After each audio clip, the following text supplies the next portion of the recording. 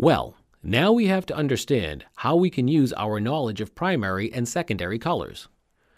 The knowledge of color potential and the interaction between them can dramatically increase the ability to manipulate the color, rendering colors not blindly, but with a high level of prediction of what color and tone you can get as the result.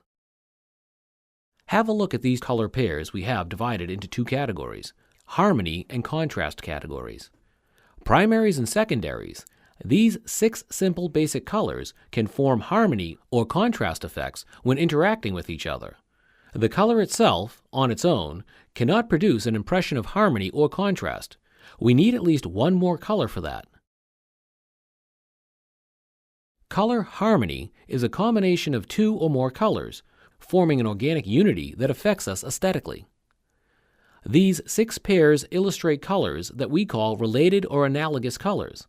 These are adjacent colors on the color triangle.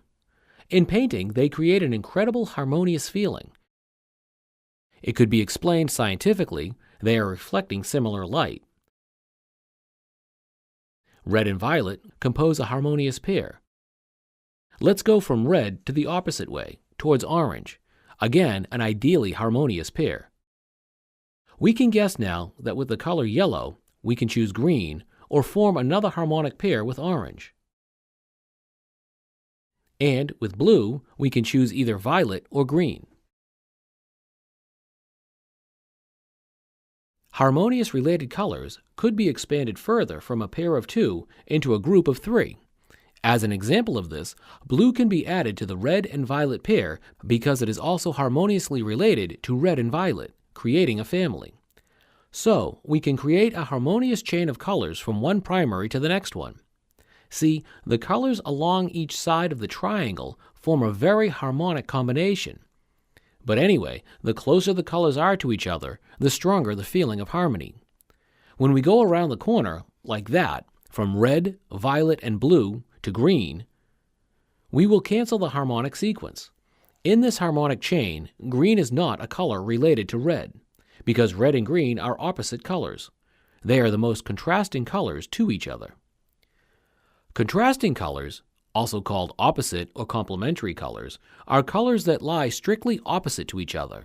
There are 3 complementaries. For red, the complementary color is green. For yellow, it is violet. And finally, blue and orange form the 3rd contrasting pair. When we want to enhance any of these primary or secondary colors in the painting, we have to place them next to the complementary colors. When complementaries are placed side by side, let's say red and green, such a neighborhood makes them look even brighter and more intense. When complementary colors are mixed together, they result in tertiary colors. We will see the result of such mixtures in the next video lesson. When opposite colors are mixed together, they cancel the intensity of each other and result in different sorts of dark colors, brown, gray, and sometimes black. We already know how to make some colors stand out. The old masters used this interaction of opposite colors quite often and extensively. Have a look at how opposite, complementary colors reinforce each other and lead to a highly colorful, brilliant effect. We can also make the completely opposite effect. Instead of enhancing a color by placing it next to a complementary color, we could neutralize the overly dominating color in the painting. For example, if we need to mute down some exceedingly dominating color, the best way to do that is to glaze it over with a complementary color. Keep the layer of glazing fine and transparent enough just to mute off the excess brightness.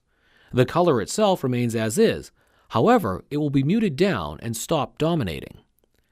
For example, if this green is too dominating, glaze it thinly and very transparently with red, green's opposite color, and you will mute the aggressive domination of green without changing the color itself. So, as you see, we can efficiently juggle with complementary colors and make them work for us to our benefit. If artists who don't know what primary and secondary colors are and how they work with each other, they could waste a lot of paints in attempts to mix the right color. It's very easy to add the wrong color to the mixture, making it muddy or somehow look questionable. The color triangle could be divided into 2 nominal sections. Colors in one part are classified as warm colors, and the other part consists of cold colors. Actually, when looking at a color wheel, it's even more understandable how the wheel could be divided. But we all usually know what it means to be a warm or cold color. The red, orange, yellow, and yellow-green colors are referred to as warm colors, in association with the color of sunshine or fire. And the blue-green, green-blue, and violet colors, which are usually connected with moonlight, ice, water, are referred to as cold colors. This division between warm and cold colors is nominal. Colors may have different temperature nuances within one hue and appear warmer or colder in comparison to each other. For example, within the red hue, a red that has a slightly bluish cast appears colder than an orange cadmium red. But did you know that warm and cold colors affect the spacious perception of the painting? While cold colors have the tendency to move away, recede, and feel like they are deeper than they really are, warm colors seek to excel, to come out and leave cold colors behind. It could be explained by what we see in nature.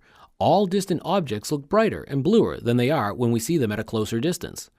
So our eyes automatically move colder colors further from us. That is how atmospheric or aerial perspective tricks our perception.